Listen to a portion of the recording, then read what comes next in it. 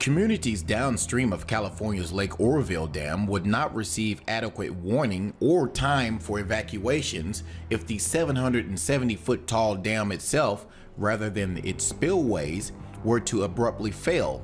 The state water agency that operates the nation's tallest dam repeatedly advised federal regulators a half a decade ago. Regulators at that time recommended that state officials implement more public warning systems, carry out annual public education campaigns, and work to improve early detection of any problems at the dam. 6 years later, state and local officials have adopted some of the recommendations, including automated warnings via reverse 911 calls to residents, but local officials say the state hasn't tackled some other steps that could improve residents' response, such as providing routine community briefings and improving escape routes. The catastrophic scenario of a sudden breach at California's second largest water reservoir, outlined between 2010 and 2012 in online archives of federal dam regulators, is a different and far graver situation than the concern that prompted sudden evacuation orders Sunday for 188,000 downstream residents. Operators of the nearly half-century-old dam in California's Sierra Nevada foothills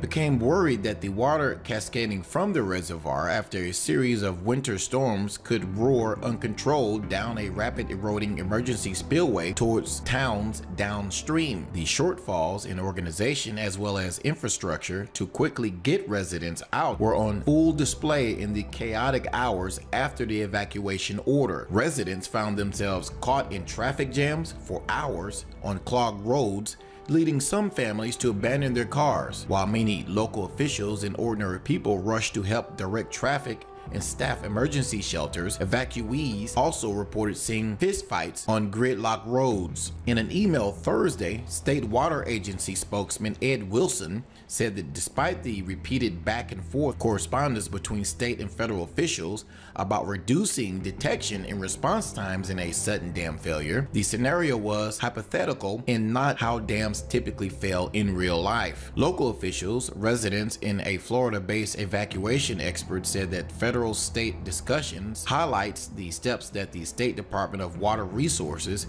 and others still should take to improve warning and escape for people downstream. Oroville used to have civil defense sirens for emergencies, but funds for such public expenses have dwindled in the Sierra Nevada foothill counties. As of May 2013, hazard assessment reports by Butte County estimates 8,735 people live downstream from the dam area and would likely be underwater in the event of a sudden rupture of that dam, which is 5 miles from the vulnerable area in Oroville. That is very dangerous. So if something were suddenly to happen to that dam, those people wouldn't really have any way to get out of there quick enough not to drown. Now, since the 1990s, Oroville and other communities in Butte County have asked the state for the $300 million it would take to widen the full route of a key highway out of the county from 2 lanes to 4. As of me making this video, they have not received that money. What do you think? Is the situation